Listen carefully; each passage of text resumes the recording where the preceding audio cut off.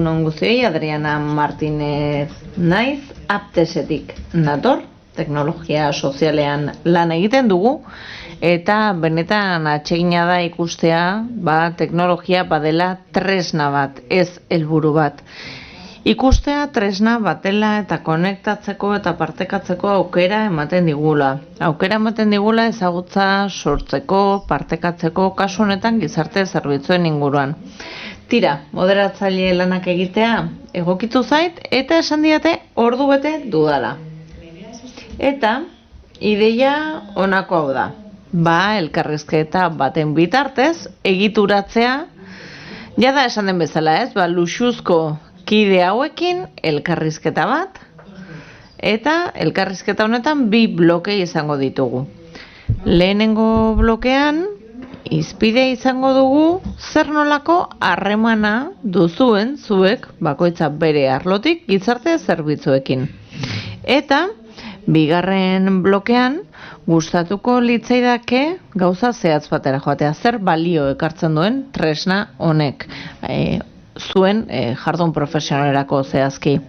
Aurkeztu egingo zaituztet, Arkaitz, Fuia Ondo,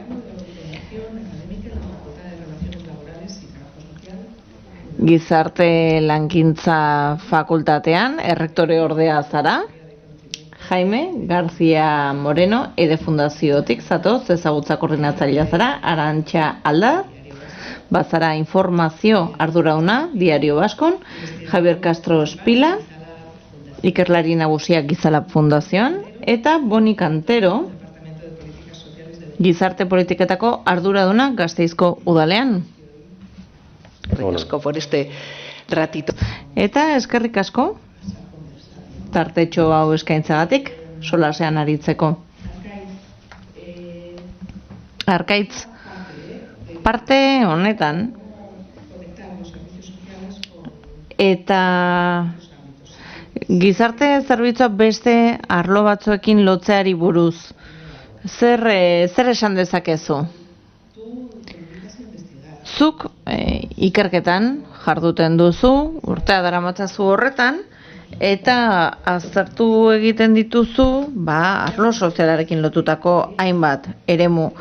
Zure iritziz, zer da, edo zer izan beharko litzateke harreman hori profesionalen artean, zerbitzuen artean eta ikerketaren artean? Lehenik eta behin uzut, kokatu behar dugula zertarako behar den beharrezkoa ikerketa. Hori da askotan netzako oinarrizko elementu bat. Eta galdera hau egiten zertarako den beharrezko ikerketa, zoritzarrez modu baten bestean, bai gizarte langintza edo gizarte zerbitzuen arloa eta ikerketaren mundua urte askotan zehar ez dira batera joan, ezta? Gizarte zerbitzuak eta gizarte langileak oso enfokatuak ondira esku hartzean, normala den legez, ezta? Eta aldiz ikertzaileok beste alde batetik joan gara, gure diagnostikoak, errealitatearen behaketa egiten, eta ez? Zorionez, gaur egun hori aldatzen ari da. Aldatzen ari da,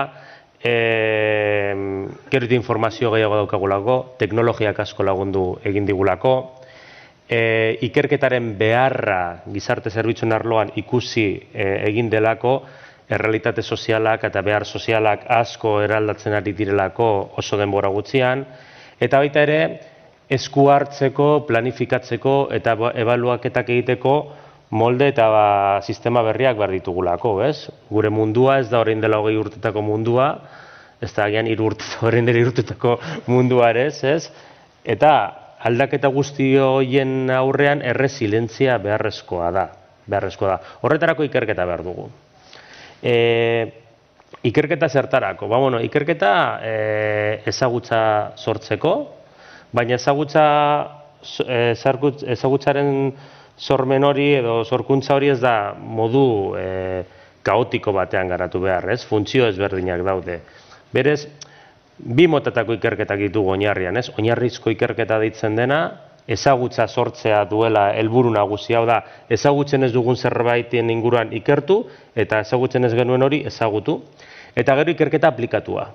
Hau da, hartzen dugun ikerketa ezagutza hori, erabiltzen dugu gauzak egiteko. Hori beti zentratuta egon da, beti ni ikaslei galdetzen diet. Ikertzaile bat sartzen baduzue Googleen zer agertuko da? Pertsona bat laborategi batean bata batekin.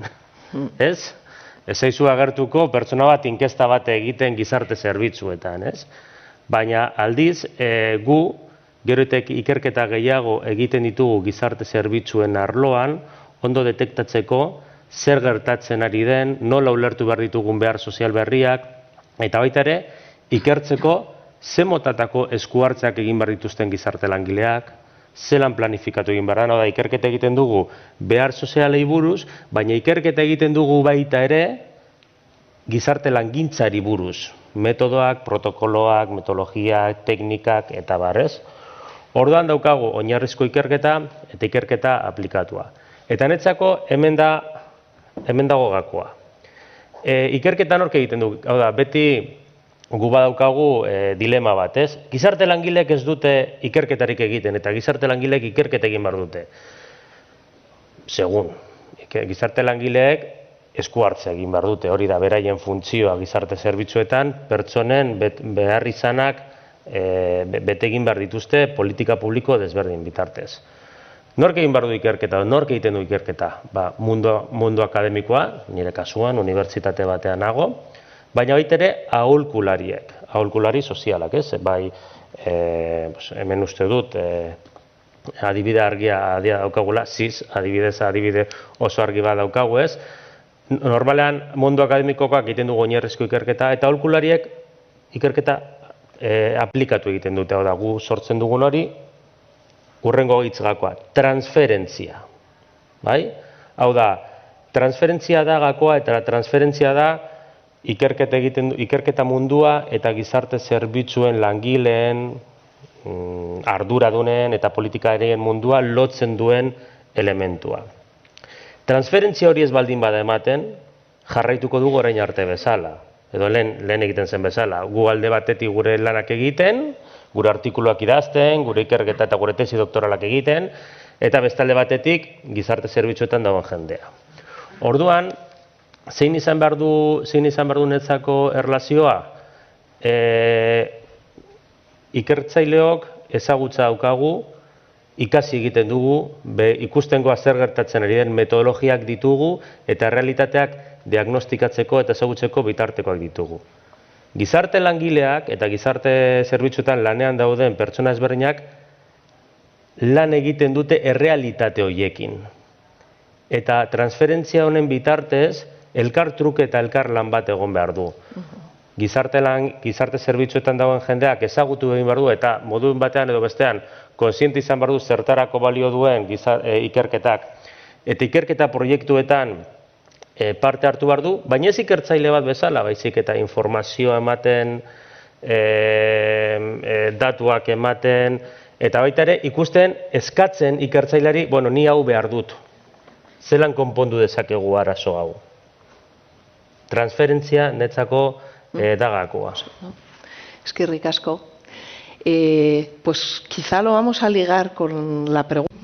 Agian lotuko dugu zuretzat dudan galderarekin, Jaime. Egia da, egile askok esaten dutela, ezagutzaren kudeaketa funtsezkoa dela. Gizarte zerbitzuen sistema egonkortzeko, kontsolidatzeko, baina zure iritziz esku hartzean sortzen den ezagutza horrek badu, jarioa beste eremu batzuetara, ikerketara adibidez eta alderantziz. Ikerketatik esku hartzera baldator. Azken batean, zuk aipatu duzun transferentzia horrekin lotuta dago, ez da, Arkaitz? Pues, a ver, Adriana, yo sí. Adriana, nire iritziz, bai, ari dira gertatzen gauzak eta baitugu esperientziak. Eta ikusten ari gara nola ari den bilatzen ezagutzaren transferentzia hori goiti bera, behetik gora ere, baina nik badut begirada kritikoa edo agian anbiziotxoagoa. Iruditzen zait, anbizio handiagoz garatu beharko genukeela zerbait, oraindik ere batzuetan ez delako beharradina inbertitzen ezagutza sortzeko, batez ere eremu pribatuan, agian ez hainbeste publikoan. Baina iruditzen zait hibridazio falta bat dagoela, profesionalen artean eta eragileen artean. Eta iruditzen zait ere, batzuetan kide izatearen falta bat dagoela sistema honetan, eta hori transferentzian oinarritu daiteke kide izatearen parte hori, eta informazio horren transferentzia gainera modu irekian egin behar da, modu publikoan eta arinean. Eta oraindik ere, egoera batzuetan ikusten dugu ezagutza ulertzen dela ondasun pribatu bat balitz bezala, eta zerbait bereizgarri bihurtzen dela. Eta agian horrek eteten du beharko genukeen jario hori. Beraz, eta hori esan ere ados nago, transferentzia beharrezkoa da, sistema egonkortu kontsolidatu ahal izateko, baina gauza konplexua iruditzen zait. Iruditzen zait ere jakin behar dugula jardunak transferitzen eta aztertzen jakin behar dugula ezagutza sortzeko eta aldaketak sustatzeko, erabakiak hartzeko orduan makro mailan eta meso mailan ere. Eta arreta jarri behar dugula ere jardunbideak ez diren horietan. Arreta jasotzen ez duten gune horietan. Horiek ere arreta behar dutelako guk ikusteko ea nola eraldatu ditzakegun gure prestazioa, gure zerbitzua, gure politikak. Testuinguruari dagokionez ere, iruditzen zait une honetan ikusten ari garela une hau gakoa dela. Jakintza eta ezagutza transferitzeko adibidez zorroaren dekretua onetsi zenean eta mapa onetsi zenean, iruditzen zait ikusi genuela batzuk garatuta zora eta beste batzuk ezen garatuta. Eta hor arreta jarri beharko genuke. Eta ez agian gauzak eraldatzeko edo berrikuntzarako, baina bai malgutasun handiago batez lan egiteko eta elkarlan handiagoa sortzeko. Horrela errazago egokituko garelako beharren arabera. Eta iruditzen zait horri dagokionez COVID-a benetan laborategi oso aproposa izan zela, bestelako erantzuna bilatu behar izan genituelako. Eta hortik aukera dugu aztertzeko zer izan den arrakastatxua, hori transferitzeko, baina baita ere garrantzitsua da porrotei erreparatzea horiek ere eraldatu ahal izateko. Eta azkenik gakoa iruditzen zait ere, sistemaren gako horiek garatzeko ezagutzaren transferentzia badirela oinarrizko ekarpenak. Adibidez, adinekoen arretarako, sistema komunitarioen garapenerako, edo lehen mailako arreta sistemarako, edo esklusioan arreta hobetzeko, edo lehen mailako eta bigarren mailako arretarako trantsizio horretan laguntzeko, eta desgaitasuna duten pertsonen arretarako. Iruditzen zait baditugula erronka asko mahai gainean, eta horietarako guztietarako ezagutza partekatu bat beharrezkoa dela. Eta aingura puntuak ere behar ditugu, eta motorrak ere behar ditugu, eta metodologia ere garrantzitsua da ezagutza sortzen dugunean. Metodologia diseinatu egin behar da, ongi txertatzeko profesionalak kontuan hartuta beraien profilak, beraien espezializazio gaiak, eta askotan ere kanpo uzten ditugu zuzeneko arreta eskaintzen dituzten profesionalak, eta horiek ere sartu beharko genituzke, eta nola ez erabiltzaileak eta beraien inguruneak, eta soilik ordezkarien bitartez, baizik eta modu zuzen batean. Eta baita ere, finantzaketa non jartzen da arreta, zerbitzuak emateko orduan eskaintzen den finantzaketa horretan, zerbitzuak egiten dituzten erakundeek baliabideak izan beharko lituzkete ez soilik zerbitzuetarako, baizik eta baita ere kudeaketa sistemako betzeko noski, baina baita ere ebaluatu ahal izateko, prestakuntza eman ahal izateko profesionalei, ezagutza praktikaren bitarte sistematizatzeko, eta gian azkenik ere, beldurrak kentzea argazki txar bati, ezakit, agian badaude jardunbide batzuk ez direla guztiz arrakastatxua, baina horiek ere kontuan hartu beharko ditugu, ulertu beharko dugu noizbait akatxetatik ere askotan arrakastetatik, baino gehiago ikasten dugula, Beraz, garrantzitsua iruditzen zait ere horiek, akats horiek ere hain ongi egiten ari ez garenak ikusgai jartzea. Tira, badugu zer egin Arantxa, kaixo. Zu komunikazioaren arlotik zatoz, eta ea zuk argi pixka bat ematen diguzun. Gizarte zerbitzuen pertzepzioa eta isla bada gai delikatua. Zure iritziz nolako pertzepzioa dute herritarrek gizarte zerbitzuekiko? Eta horrez gain, zuk ere hedabide horretatik zatozenez eta mezuak sortzen dituzuenez, zure iritziz hedabidek zer irudi hedatzen dute sistemari buruz? Eta aukera baliatu nahiko nuke ere beste galdera bat egiteko. Pentsatu dut ez dela erraza berria egin behar duenarentzat edo gertatzen denaren berri eman behar duenarentzat, ez dela erraza izango lan hori egitea, ez? Zer arazo dituzue informazio aproposak jasotzeko orduan? Herritarren pertzepzioari dagokionez, iruditzen zait, irudi hori, pertzepzio hori aldatu egin dela eta aldatzen ari dela. Iruditzen zait aldaketa hori azken urteotan eraikitzen hasi zela, bada xirimiria bezala, hasieran zaitu bustitzen, baina azkenean barruraino sartzen zaizu. Eta iruditzen zait lotua dagoela eskubide unibertsalak onesten dituzten legeekin. Jendari galdetzen badiogu kalean, ziurrenik ez du jakingo zer den mendekotasun legea edo zer den gizarte zerbitzuen euskal legea. Baina gero, beraien egunerokotasunean, ikusten dugu baietz badutela leku bat, berez eskubide horiek eta zerbitzu horiek. Eta iruditeria kolektiboan gizarte zerbitzuak oso lotuta egon dira beste batzuekin, ez? Ulertzen genituen gure egunerokotasunetik kanpo dagoen zerbaitekin. Buruko mina duzunean badakizu nora joan batzaren, medikoaren gana joan batzara, baina baldin baduzu bakardade arazo bat, oraindik iruditzen zait ez dugula inargi nora joan beharraren. Eta iruditzen zait pixkanaka gero eta argiago geratzen hasi zaigula nora jo behar dugun. Eta hori lotu nahiko nuke zerbitzu unibertsal horiekin, ez? Mendekotasun legeak badakigu prestazio batzuk onetsi dituela pertsona zaintzaileentzat, eta orain zaintzaile batek badakiela, baduela laguntza baterako eskubidea eta badakiela nora jo behar duen, hori iruditzen zait badela aldaketa handi bat. Eta zentzu horretan, gizarte zerbitzuak gertuagokoa direla iruditzen zait. Lehen ere baziren, baina iruditzen zait orain jendeak gertuagoko bezala ulertzen dituela. Eta baita ere, herritarrek gehiago eskatzen dietela gizarte zerbitzuek badakitelako, barneratuta dutelako eskubide bat dela eta eskubide hori balia dezaketela. Eta hori agian lehen, ez zegoen hain barneratuta, ezta? Gehiago lotzen zen beste baten eskubideekin, beharra zuen pertsona horren eskubideekin, ezta?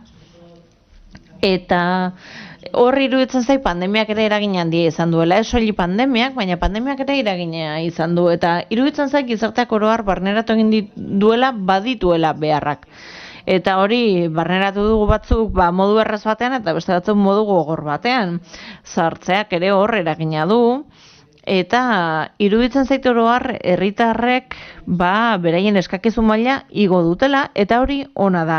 Gizarte zerbitzuek ere maila areagotu behar dutelako, gero eta handiago diren behar horiei erantzuteko. Eta kontuan izan dezagun gizarte zartu batean behar horiek benetan handia direla. Eta hedabidek edatzen dugun irudiari dagokionez, iruditzen zait hori erantzun zailagoa duen galdera bat dela. Titularrak orokorragoak izan beharko liratekelako, eta nik ere ezin dut hitz egin hedabideen izenean oro har hitz egin dezaket Diario Baskon egiten dugun lanari buruz. Baina iruditzen zait hedabidek orokorrean pertzepzio aldaketa horretan badugula zer esanak. Guk ere gure ekarpena egiten dugula, ia egunero informazio hori guztia, asko delako, prestatu egiten dugulako eta digeritu egiten dugulako, mezu bat helarazi ahal izateko. Eta kontuan izan dezagun gainera informaziorik gero eta oparoagoa dela, gero eta autodiagnostiko gehiago egiten dira, beraz hor hedabidek adi egon behar dugu, eta guri ere gero eta gehiago eskatzen digute. Gehiagizko informazioa dagoen mundu batean guri dagokio informazio hori ongi prestatzea, eta ongi lantzea jendeak modu ahalik eta sinplenean irakur dezan zeri buruz ari garen, eta guk hori antzematen dugu txibato batekin, batzuetan ez da oso ona, baina batzuetan ere ona da, eta adibidez hedabide digitaletan ikus dezakegu berehala zer irakurtzen duten, irakurlek zer ez, eta hori pentsatzen dut hedabide guztietan gertatzen dela. Gero eta gehiago eskatzen duten informazioa da oso oinarrizkoa, oso praktiko. Esate baterako, laguntza berriak onartzen baldin badira, familiei laguntzeko, guk emango diegun informazio guztia jakiteko non eskatu, nori dagokion laguntza jasotzea, hori irentsi egiten da. Eta irentsi egiten da, ez modu beharrik ez balego bezala, baizik eta beharra dago. Beharra dago eskubide horiek ezagutzeko, zeintzuk diren. Continúo, si quieres. Nahi baduzu jarraituko dut beste alde batetik. Hau da, ze behar duten komunikabideek lan hori egiteko. Komunikabideek behar dituzte kazetari espezializatuak.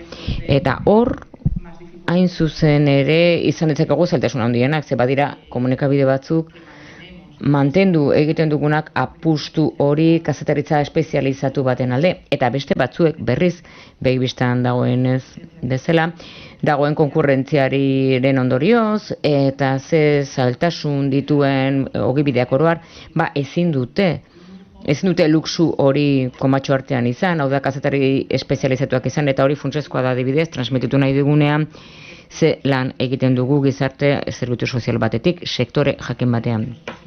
Eta horregatik gu beti ahalegintzen gara, aurrera arro agertzen ahalegin hori egiten dugulako, beste medio batzuk ere egiten dute, oso adi jarretzen badugu gizarte zerbitzuetatik egiten den lana bideratu ahal izateko kate ikusezin hori, jakintzan nola sortzen den, egunero egiten den lana leku guztietan, gizarte eskubide horiek babesten diren leku guztietan, herritarrengana irits daitezen. Muchas gracias, Arantxa. Oso interesgarria, mila esker Arantxa. Javier, zu berrikuntza sozialean ari zara, eta espazioak partekatzen ditugunez, eta hain zuzen ere zu pertsona talde handi bati, eta gainera asko hemen daude, berrikuntza soziala, gizarte berrikuntza aldaketak eragitea da. Eta zertan gauzatzen dira aldaketa horiek? Zure iritziz, ze arlotan gauzatzen dira? Hau da, ze arlotan ematen dira aldaketa horiek gizarte berrikuntza hori gizarte zerbitzuetan? Bueno, eskerrik asko gonbidapenagatik, noski, momentu hau zuekin partekatzeko. Lehen iruzkin bat egin nahi nuke. Nik identifikatu ditut 85 definizio adierazteko zer den gizarte berrikuntza. Beraz, oso zaila da esatea ze nola gauzatzen den modu argi batean eta modu adostu batean gainera, baina bai esango nuke gizarte berrikuntzak esan dezakegu gauzatu egiten dela produktuak materializatzean, produktuak, zerbitzuak, metodologian berriak edo hobetuak. Zerikusia dutenak gizarteratxo beha lortzeko talde zaurgarrietan edo bereziki zaurgarria direnak, gaur egun ez direnak adibidez, baina izango direnak etorkizuna batean. Beraz, gizarte berrikuntza ezaugarri nagusi gisa esango nuke, naiz eta zabia duiteken zer den, nik esango nuke zerikusia duela produktuak sortzearekin, metodoak eta zerbitzuak horri esker gizarteratzea bideratzeko, eta oso orientatuta gizarte kohesioaren politika global batzuetara. Beraz, hau izango litzateke, nola gauzatzen da, horretan, esan dudan horretan, hori harin eta bizkor esateko naiz eta batzuk esan, hori ez den, baina ez, hori izango litzateke lehen ideia nagusia. Eta bigarren ideia nagusia da esatea gizarte berrikuntzak bai sortzen duela fenomeno bat zerikusia duena zuk esaten duzun horrekin, itzulpen horrekin. Gizarte beharrak dira indar mutuen antzekoak eta beharra eskari bihurtzea, eta eskaria berrikuntza bihurtzea da gizarte berrikuntzaren prozesua. Erakunde batzuk ez dute sortzen egituratzea, edo talde batzuk ez dute bere eskaria ondo egituratzen, eta hori arazo bada. Politikak entzun dezan eta sar dezan baita ere gizarte zerbitzuen logika horretan. Beraz, hor gizarte berrikuntzak badu eginkizun bisagarra bat, hau da, interpretatzeko eskaria, beharra, egiturazko behar hori, eta produktu eta metodak eta prozesuak eta zerbitzuak sortzeko hori hartatzeko. Nik uste dut ezaugarri hori nahiko edatuta dagoela gizarte berrikuntza barruan. Ze arlotan sortzen den? Hori da beste eztabaidatako bat, baina nik lehenik eta hemen esango nuen hirugarren zerbitzuan, noski, hirugarren sektorean noski, hor gizarte berrikuntza dexente sortzen da, eta gizarte esku hartzean, hori ez da berrikuntza. Hau da, ez dago zertan beti produktu berriak sortu. Hau da, ondo egiten baldin bada zergatik aldatu. Batzuetan ez dago zertan berritu. Hori gai garrantzitsua da, batzuetan ez dago berritu berrik. Beste, gai bat izango litzateke, eta bai, interesgarria da unibertsitateak egiten duena gizarte arloan. Hor badago gai potente bat, zuk hainbat gai aipatu dituzu horren inguruan, ikerketa aplikatu, ebaluazioa, transferentzia, ezagutzaren transferentzia. Badago gai bat, gainera gizarte berrikuntza dexente sortzen den, eta nahiko opako gelditzen den, hau da, zein daen unibertsitatearen papera gizarte berrikuntzan. Enpresak ere gizarte berrikuntza eragiten du, auzi korporatibo osoa, baina baita ere lan digitalak, baita ere zerbitzu sozialen digitalizazioa, zaintza arloan ere gai hori nahiko indartsua da. Eta enpresak asko du esateko horretan. Beraz, non sortzen da? Sortzen da arlo askotan. Horren arazoa nik esango nuke hauxe dela. Ez duzula sistema homogeneo argi eta zehaz bat jakiteko zer den gizarte berrikuntza. Nik uste dut orain, eta pandemiatik eratorrita gainera, uste dut badagoela hor bira ekosistemoiko bat gizarte politiketan. Eta bira hori ekosistemiko hori zer da? Egiturak eta guztietak ekosistema batean jartzea, ondo ulertu alizateko, ondo impactatu alizateko, bai gizartean eta baita ere arlo digitalean. Zezuk zure burua galdetzen diozu, galdetu zini ezaioke, gizarte zerbitzuetatik non ikasten da zintzuk diren arazoak. Hori gai bada. Hau da, adibidez, eztabaida tipiko bat zen garai batean zergatik politikari bat bioteknologian aditua ez dena hitz egiten du bioteknologiaz, ez? Gai hori da, nondik ateratzen du informazioa horri buruz hitz egiteko, gauza bera gertatzen da gizarte zerbitzuetan, arlo sozialean, beraz, berrikuntza garrantzitsua da, non gertatzen den itzulpen hori politikarenkiko, eta hor gizarte zerbitzuek asko dute esateko, berrikuntza horiek atzitu, itzuli, eraldatu zerbitzutan, hori da gai garrantzitsu bat. Eta gai horri ere buruz ere komentatu da, ez? Esperimentazioa, hau da, zuk esperimentatu dezakezu eta ikusi ze funtzionatzen duen eta zer, ez? Gizarte zerbitzu batek ezin du ideia bat barne hartu, abentura bat barne hartu. Testatu behar da, ikusi behar da funtzionatzen duen eta funtzionatzen balin bada nola eskalatzen den. Une horretan, pasatu dezakezu gizarte zerbitzuetara. Ez da inerreza berrikuntzak automatikoki zerbitzuetara pasatzea. Eta gainera ez da aholkatzen, ezin da aholkatu ze egon diteke berrikuntza bat funtzionatu dezaken 50-40 pertsonen artean, baina eskala aldatzen dezunan 2.000-3.000 lagunetara eskala aldaketa horrek baldintzak aldatzen ditu, eta orduan behar bada huts egiten du zerbitzuak. Beraz, eskala aldaketek ere garrantzitsua dute, transferentzia, eskalagarritasunak, horrek garrantzia du.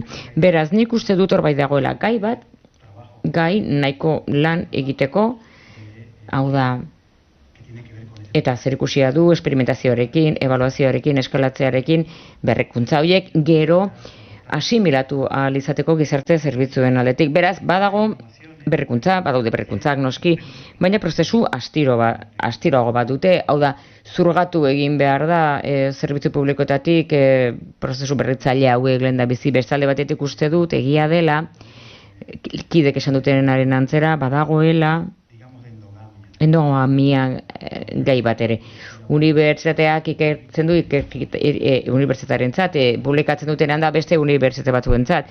Unibertsitate ikerketa beste unibertsitate batzuetan da. Hirugarren sektoreak beti irabazten hitz egiten du hirugarren sektorekin, beraz silo batzuk, hor abio batzuk badaude, baina badu zer ikusia ere profesionalak nahastearekin. Zuk bi sistema dituzunean eta sektore bereko profesionala intentueran oso eraginkorrak dira. Ze hurbiltasun konektiboa dute, badakitu zertaz ari diren, ez diotez elkarri ezera azaldu behar, eta kitxo. Baina profesional aniztasuna duzunean, sektore askotako jendea, hizkuntza bera hitz egiteako denbora gehiago behar duzu. Sortzaileagoa da, baina inpaktua epe luzeragokoa da. Beraz, hor baduzu gai bat zirkusia duena berrikuntzarekin. Desberdinak nahastu, baina hori lortzeko ez du eraginkortasuna hasieratik lortzen. Beraz ikusi beharko dugu, zeiten dugu beti errazena, beti elkartzen gara, elkar ezagutzen dugunak, eta asko zer eraginkorragoak gara. Baina ez hain berritzailea. Beraz, hor, hainbat auzi aukeratu behar dira. Beraz, erabilera gomendio bat badugu. Hau da, begiratu behar da, zure praktika oikotik aldentzen ez den etiketan bilatu behar duzu. Bentsat, hilabetean hainbat alditan, bai. Oso ondo laburtu duzu, bai. Boni, zu gizarte esku hartzean zabiltza. Eta Arkaitz hasi da transferentziarekin, Jaimek zu eskularroa jaso duzu eta hainbat gai apuntatu dituzu, Arantxak esan du, aizu, albistaren amaieran jar dezagun telefono zenbakia nor eta zehaztuko dugu. Eta hain zuzen ere, Javierrek esan digunean, kontuz zer eramaten dugun praktikara, ze eskala garrantzitsua da. Eta zure ikuspegitik, Boni, entzun dugun honekin guztiarekin, nola egiten dugu transferitzeko ezagutza hori egunerokotasunera, talde lanaren egunerokotasunera, zuk zuzentzen duzun horretara. Barkatu eta aprobetxatuko dut aukera, eta horre dena baten egiten duzu, eta alderantziz ere bai. Hau da, zure taldeak nola partekatu dezakezuen bizipen hori, ez? Nik gauza batzuk apuntatu ditut, aurkezpena entzun dudanean. Ze egia esan, luxu handia da, behatoki hau izatea, eta asko ematen digu, eta asko emango digu. Ze nik ulertzen dut behar bat dela, premia bat dela, eta esango nuke egoera paradoxikoa ere badela. Denok pentsatzen dugu, biderkatu ditzakegu gure ahaleginak kalitatea hobetzeko, gizarte zerbitzuen emate horretan, transferentzia horrekin, baina ez ditugu topagune asko, guk uste dugun bezala edo bentsat iruditzen zait, asko zer gehiago izan litekela, eta facilitatzaileagoak. Beraz, nik uste du badagoela zerbait garrantzitsuagoak, eta lotura horri bat sortzea, gizarte esku hartzen profesionalen artean, erakundeen artean, tokikotik niri hori egokitzen baitzait, eta unibertsitatetik, eta aholkularitzatatik, ikerketatik hain zuzen ere. Baina nire ustez, gainditu egin behar dugu pixkat ezagutza transferentzia. Gizarte zerbitzua garen aldetik, bisibilizatu eta balioan jarri behar dut, eta gainditu egin behar dugu ezagutza unibertsitatetik datorrela eta guk dugula praktika, ezagutza asko dago praktikan, gainera datu asko sortzen dira eta sistematu egite izaten dira datuak praktikan, eta horiek askotan ez dira aprobetxatzen. Hau da, ikerketan unibertsitatean sentitzen dugu, eskaria dagoen momentuan, eskaria eskaintzan, nik usten dugu hizkuntza hizkera ez dela komuna. Nik hori esan dezaket, ez da desberdintzen beste udaletxe batutatik gertatzen dena. Guk urtean zehar erantzuten diogu datu eskaera ugari bati. Erakunde askok eskatzen dizkigute, bai estatutik, bai erkidegotik, eta askotan datu hori hitz egiterako netzakegu zeri buruzari garen hitz egiten. Hizkera, hizkuntza, oraindik eztabaidagarria da. Nik uste dut behatokia, eta hori sailburuak esan du, ez? Zorroztasunak lagunduko digula, zorrotz izateak informazio bilaketan sistematizatzen ditugunean datuak. Baina uste dut gainditu egin behar dugu, hau da, transferentzia gainditu egin behar dugu eta ezagutza kosortze batean, ze bestela ez gara arkituko lotura horretan. Eta gainera uste dut ikerketak, ebaluazioaren antzera, talde lanen, gizarte zerbitzuen talde lanen eginkizun bat ere badela. Beraz, gainditu egin behar dugu profesionalekin, hau da, arretaren, eskuartzearen egite hori arago doala. Eta funtzio horiek gainera gure disziplinan barruan daudela. Eta ikerketak ere egon behar duela, eta gainera gehiago sortu behar direla barritikulo zientifikoak profesionalen aldetik. Nik uste dut koprodukzio bat izan behar duela ezagutzan estrategia gisa, metodologia aplikatuak erabili behar ditugula, aplikatuak eskuartzean, ze hor ari gara gutxien egiten ikerketa. Eta gainera zer ikusia du metodologia parte hartzaileekin. Pentsatu behar dugu parte garela, parte hartzen dugula elkarrekin, eta esperientziaiek ereki egiten dutela gainera esku hartzea, ereki egiten dutela disiplina. Ze batzuetan nolabaiteko oskortasuna dugu gu elkartzen garen disiplina horietan, gizarte zerbitzuetan, baina begirada aldaketa behar du, eta gai izan behar dugu lantaldeetan espazioak sortzeko, gogoetarako, analisirako, eta lideratu alizateko ez bakar arreta erreaktibo hori gizarte zerbitzuetan. Gainera, nik uste dut, gu ditugun esperientziak ere aprobetxatu behar ditugula. Jardun bidegokiak ikusgai egin, bisibilizatu, hori behatu zen egiteak, laguntzen digu truke bat egiten, udaletxeen artean, lehen arreta zerbitzuen ademaz, eta gainera gogobetetasuna handia ematen du ikusteko ze jardun bidegokiak daude zerbitzuetan. Baina uste dut, unibertsitateak aitortu egin behar duela egiten dugun lana, ikusi zeran egiten duen behar bada apaltasun pixka bat galdu. Ze beti esango nuke oso apal jokatzen dugula, apalegi.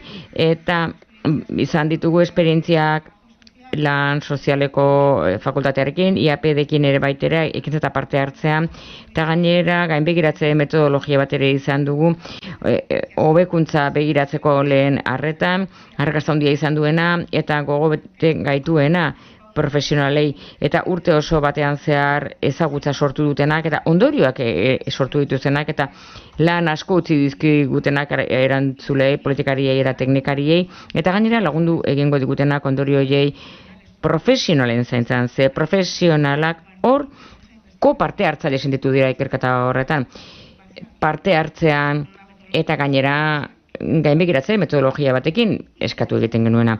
Eta sentitu dira gainera asebeteta egiten ari ziren lanarekin, eta baita interpelatuta behar horietan, hau da, hobetzen joateko.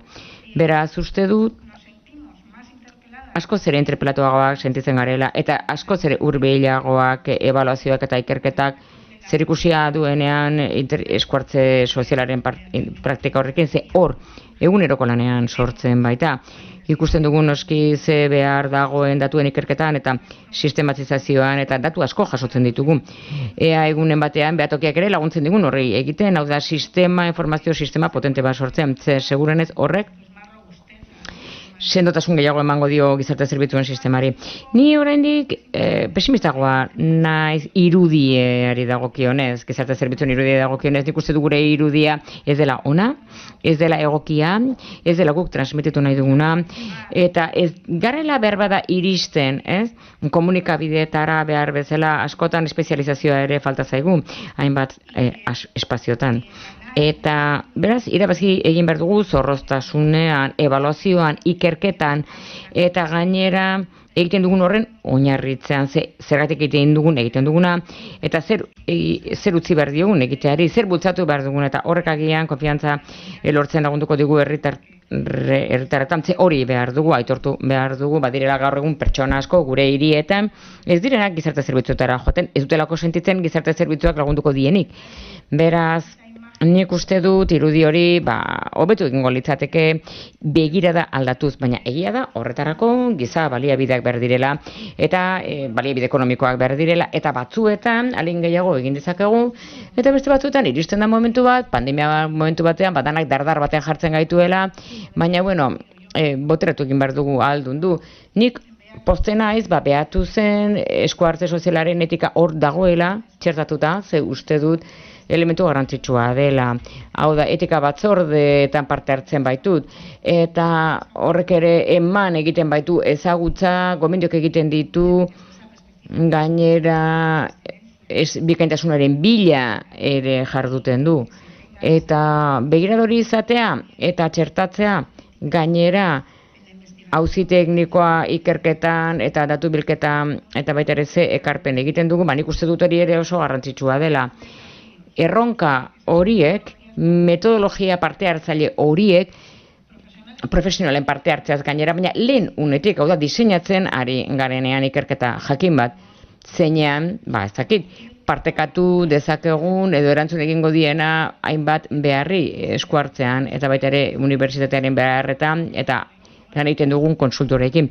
Ni zorionez zuetako askorekin lan egiten dut eta talde lanak begira da hori du, baina uste dut askoz ere gehiago egin dezakegula. Garrantzitsua da gainera esan duzuen hori. Hirugarren sektorea bakarrik ez da, erakundeak ere hor daude, bilatu behar dira tarteak, guneak, bat egite guneak, non oraindik ere deskonfiantza, konfiantzarik ez da dagoen, informazioak kudeatzeko orduan denen artean, eta batzuetan hainbat titular ikusi ditzakegu eta ikusten dugu, ez direla oinarritzen ikerketan, baizik eta baita ere bakarrik perfekzioan edo datu isolatuetan eta horrek ez dugu laguntzen. Nik uste dut balioan jartzea egokitzen zait profesionalen lana, giza kapital hori ze funtsezko pieza dira sisteman eta harretan. Eta uste dut gehiago egin dezakegula. Asko. Pues si os parece bien, ahora... Onduritzen bazaizue, orain, begirada bat botako diogu Beatuzi. Ze eginkizun izango du Arkaitzek ikerketa nola indartu diteke gizarte zerbitzuetan? Zuk ze iritzi duzu? Netzako, lehenik eta egin zorionak. Zorionak herramienta eta behatoki hau egin duzuen taldeari. Inguru hau prestatzeko sarbidea eman ziguten ez, ikuselko duzue lehenik eta behin ez, eta sartu nintzenean eta ikusi nuenean, esan nuen, ostras, zelako herramienta, zelako bitarteko potentea, ez? Ja zuzenean ikusi nuen gu gizarte langintza graduan daukagun ikasgai oso bat herramienta honekin landu dezakegula, ez? Adibidez, ez? Orduan, lehen agian ja sortuta dagoen ez informazio hori, orain ikasleak beste gauza bat egin dezakete, ez dute denbora kakotzen hartuan galdu beharreko informazio hori lortzeko, baizik eta beste pausu bat aurrera eman dezakete teknologiaren bitartez lehen egin beharreko lan bat eginda dagoelako. Ez? Horrek berrikuntza bat ere sortu dezake. Gizarte langintzen eta gizarte zerbitzuetan eta gizarte politiketan ikerketa egiten dugunok beti izan dugu eta daukagu arazo bat, nire kasuen ikerketan normalan kuantitatiboak egiten ditut, ez? Orduan arazoa ariketa handiagoa, ez? Gizarte langintzarekin erlazionatutako ikerketa beti oso eremu kualitatiboan kokatu izan delako, nahiz eta hori aldatzen ari denez. Baina izan dugun arazoa beti zen da non topatu informazioa. Non topatu informazioa, ez? Horregatik azkenean, askotan, egin izan ditugu ikerketa soziologikoak gizarte zerbitzuei buruz ikertzeko. Ez? Datu soziodemografiko pilo bat, desberdintasun sozialak, eta bar. Baina eskuhartzeari buruz ikertzeko, zenbat jende dagoen gizarte zerbitzuetan, zenbat erresidentzia dauden, zenbat dauda, ez? Kasu bat jartzeagatik, ez? Non bilatu informazio hori? Gure ikusten dugu baita ere, gure graduan, ez? Ikasle talde bat esaten du, dependentziari buruzko ikerketa bat egin nahi dugu, erresidentziak aztertu nahi ditugu. Zer dugu, ostras, datuak, non topatuko ditugu, ez? Orduan, ikusi dana Beatuzek ematen diguna da erreferentzia bat. Ni demografiari buruzko ikerketa bat egin nahi baldin badut, Eustatera noa. Inera noa. Desberdintasun sozialei buruzko ikerketa bat egin nahi baldin badut, pues ja dakidanez EPDS-era noa, baina ja jakin behar dut non dagoen, sartu behar naiz web orrialdean, ez? Orain, hemen izango dut informazioa.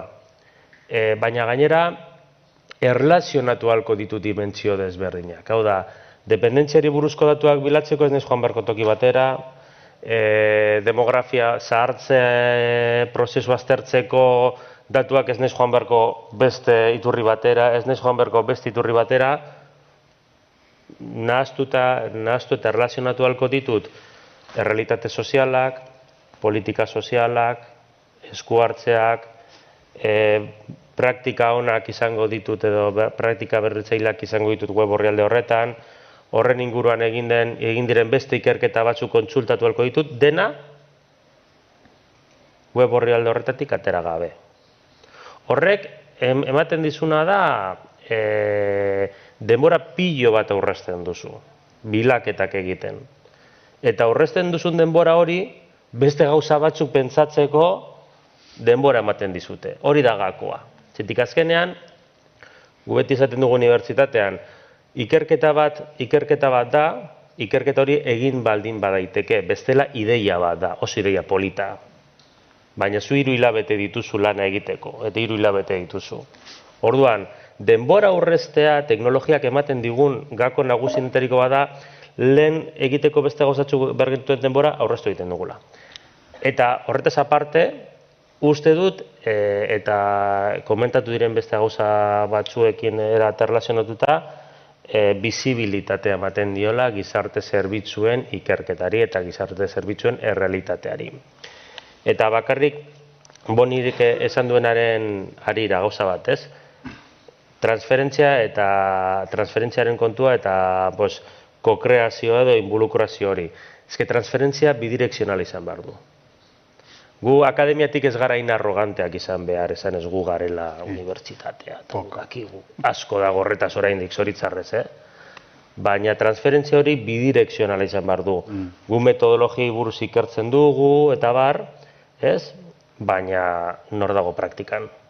Eta hor berak jarri duen adibidea, oso ondo ezagutzen dualako, izan daiteke praktika on bat.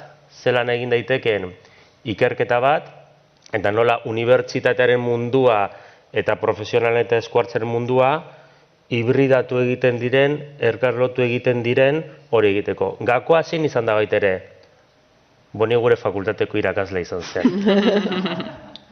Eta klaro, baina horrek zer egin zuen lehen komentatu egin dena, hizkuntzak batzuk eta bestek esaten ditugun kontzeptuak ulertu egiten ginen. Ez ginen hain bi mundu baizik eta azkenean, zubilanak egitea, 3. sektorea, mundu akademikoa eta ez, hau da, hizkuntza desberdinak ezagutzen dituzten pertsona horiek egotea, gakoa da baita ere, hori garatu izateko. Eskerrik asko. Jaime, Beatuz puede ser... Jaime, Beatuz izan daiteke gune egoki bat ezagutzaren kudeaketa egiteko gizarte zerbitzuetan erabat. Bai, zorionak ere, arkatzek esan duen eman dituen zorionak ere nirak dira. Asko gustatu zait, eskentzen dituen aukera guztiak eta gainera behar argi bati erantzuten dio. Hau da, ni handi nahiegia izan naiz eta kritikoegia izan da auzi batzuetan. Egia da, ikusteko zer bultzatu behar duen, baina badira esperientzia ugari, praktika ugari, ezagutza sortzeko. Beraz, komplexua da, jadanik sistematizazioa egiten ditugunan gauzak, eta orientazioa buruzko gidak egitea, eta baita ere edatzea eta sozializazioa gizarteratzea egitea, beraz, uste dute badagoela tresna bat, bozgorailu lan egiten duena eta konektore gixaran egiten duena gainera herrialde ikuspegia duena. Ze batzuetan behar bada oso zatikatuta dago erakunde entitate batzuetan eta ezagutza sortzen duten erakunde batzuetan edo lurralde historiko jakin batean edo udaletxe jakin batzuetan. Eta beraz, zabaltasuna ematea eta sakontasuna ematea horrelako tresna bati, proiektu bat izatea, sailaren proiektua eta gobernu proiektu bat izatea, nik uste du baduela balio erantzi argi bat. Gustatu zait adibidez datuen adibidea, uste dut Arkatzek esan duen bezala asko laguntzen duela eta lana errezten du eta denbora galtzea ere aurrezten du datuak bilatzeko orduan. Gainera esperientziak hor irautzea eragile desberdinek dituztenak, gainera saileko dituzten esperientziak, gainera gustatzen zait asko berrituz tresnak partekatzeko eta esperientziak partekatzeko tokiko eremuan beharrezkoa da batzuetan. Bonik esan duen bezala, eta ikuspegi horrekin, zerotik ez garela hasten.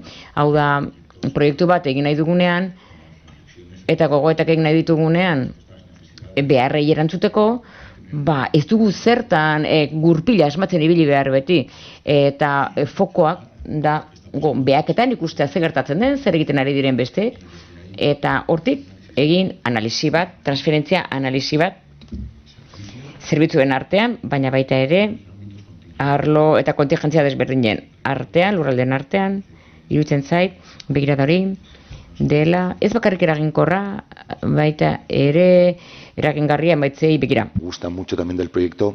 Eta gustatzen zait ere proiektuan apustu bat egiten dela, egonkortzeko, egiturak sortzeko eta ekarpenak egiteko ezagutzaren transferentzia horretan eta sorkuntza horretan. Batzuetan horiek izaten direlako ahaztuta geratzen diren ildoak, edo soilik presa dagoenean, edo beharra dagoenean erreparatzen diegu, behar zehatz bat dugunean, edo aurrekontuak pixka bat eskuzabalagoa direnean, normalean murrizteko joera dagoenean, hor egoten direla doikuntzen lehenengo lerroetan. Eta ez soilik baliabide publikoi dagokienez, pribatuei dagokienez ere, hala izan ohi da. Eta azkeneko alderdi gisa, aipatu nahiko nuke, horrelako egituratzeek aukera ematen diela ere profesionalei begirada horren inguruan ere egituratzen, edo horrek egonkortasun bat ematen diela.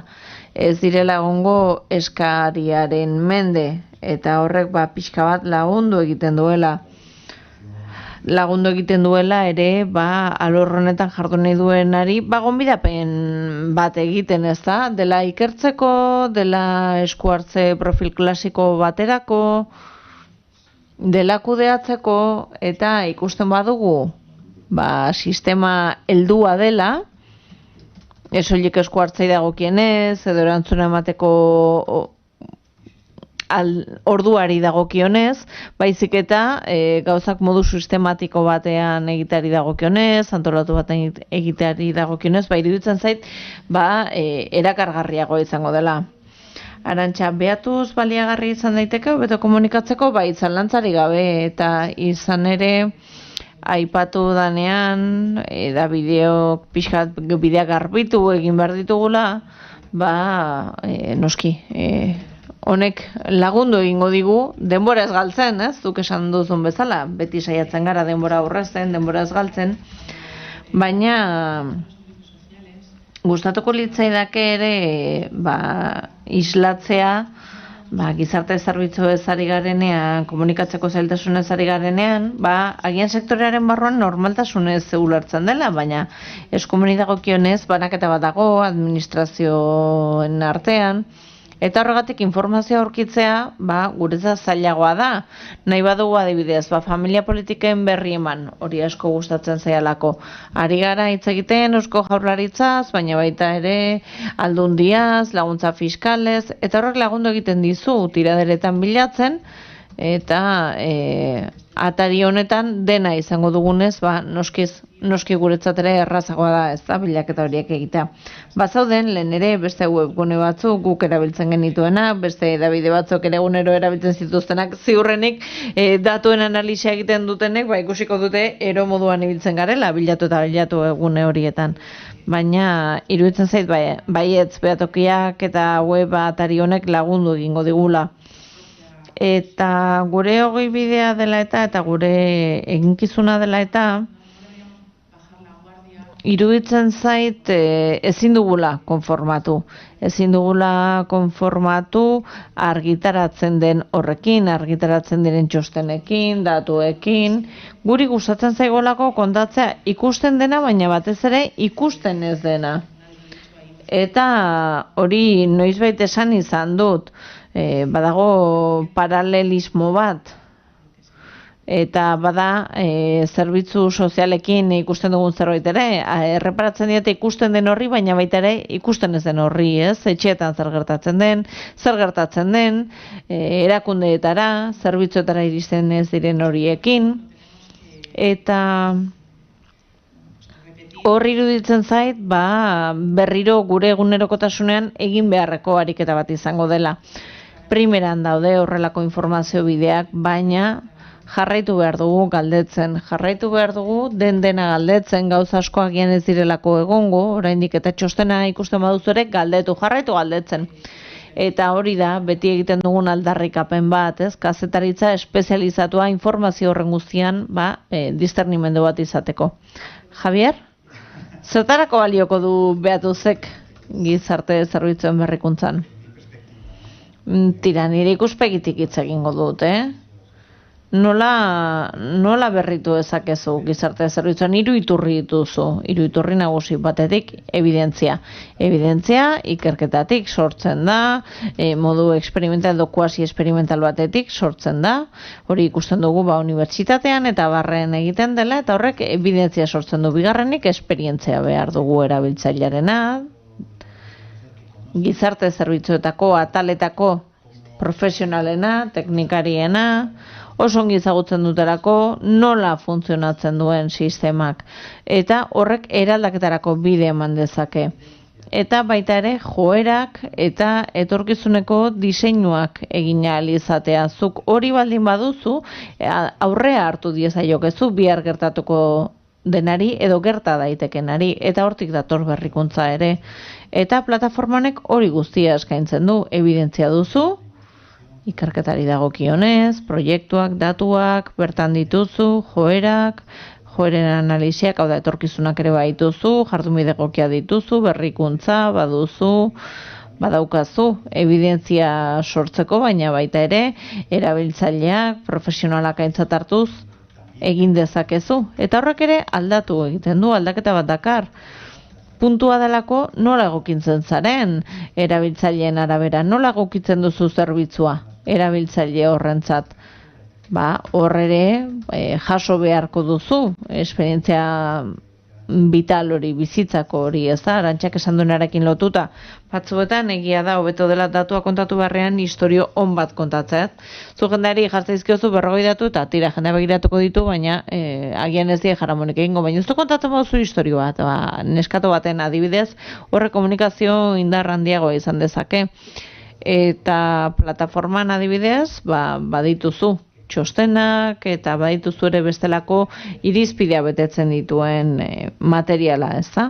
Hiru ardatzak, 3 oinarriak ongi betetzen ditu. Eta hori da etorkizuna. Boni, gizarte zerbitzuetako esku hartzari dagokionez zer esango du, edo zer esan nahiko du? Tira, nik ere batekin nahi dut zoriontze horrekin, benetan lan tresna oso baliagarri izango da, aurreko eredua ere ezagutzen nuen eta erabiltzen nuen, eta pentsatzen ari nintzen berrikuntzan eta berritu zen pentsatzen dudanean, baiman hori ditzen jarrituko dudala, naiz eta hobetu gaitasun digitaletan ere balioan jarden nahi dut atzean dagoen hori, ez da? Beatokien atzean dagoen hori netzat deitu alizatea eta zeta izu galdutan honen bilanabil lagundu, hori netzate baliagarria da. Edo esatea izu ekimen hau esakiko dugu zer iruditzen zaizu. Hori ere balioan jarri nahiko nuke, iruditzen zait garrantzitsua dela. Garrantzitsua da, badoelako kontsultarako funtzio hori, berrikuntzarako, jardunbide egokiak biltzeko funtzio hori, baina gizarte zerbitzuetik ere askotan aholkularitza funtzio hori behar izaten dugu. Aholkularitza profesionaletako asko, gizarte zerbitzuetan urteak eta urteak daramatzatenek praktikan eta esku hartzean jartzen dutelako arreta, eta horregatik batzuetan behar dugu birziklatzea eta behar dugu etengabeko prestakuntza datuak sistematizatu ahal izateko, ikertu ahal izateko, eta jardunbide egokia jaso ahal izateko ere. berrikuntzarekin eta ikerketarekin gertatzen den bezala. Eta espero dut, eta uste dut ala izango dela, benetan ekarpen bat egingo duela, zerbitzu eta sistema indartsuago bat izateko. Eta etengabe hitz egiten dugu eredu aldaketaz, badugu eredu asistentzialista bat, oraindik eta iruditzen zait aldaketa horretan, eredu komunitarioago bat izateko orduan lagundu egingo digula. Behatokiak guztioi lagunduko digu bide horri berean aurrera egiten jardun bideek benetan eredu berri horri erantzungo diotelako eta herritarrek ere hori eskatzen digutelako, zerbitzuen unibertsalizazio bat eta edatze bat hori geratzeko iritsi da. Eta begirada aldaketa bat eskatzen digu eta hor lagundu egingo digu behatokiak hori iruditzen zait bide horri berri horretan hain zuzen ere gurean, batez ere gainera oinarrituta ondadin zorroztasun horretan eta evidentzia horretan eta espero dut ere laguntzea politika publikoetan, adibidez aurrekontuak egiteko urteroko ariketa horretan evidentzia izan dezagun oinarri, benetako beharra izan dezagun oinarri datuak eta baita ere alderdi kualitatiboak. Eta izan dadin ere topaketarako, loturak sortzeko gune bat, unibertsitatearen eta behatokiaren artean, aholkularien artean, eta izan dadin ere, herritarren eta hirugarren sektoraren arteko loturarako gune bat iruditzen zait badituela, hori horrela izateko ezaugarriak, beraz aprobetxa ditzagun luxua delako. Eskerrik asko, benetan oso txukun aritu zarete, denborak oso ongi bete dituzu eta ez dakizue zenbat eskertzen dizudan, eskerrik asko. Eskerrik asko.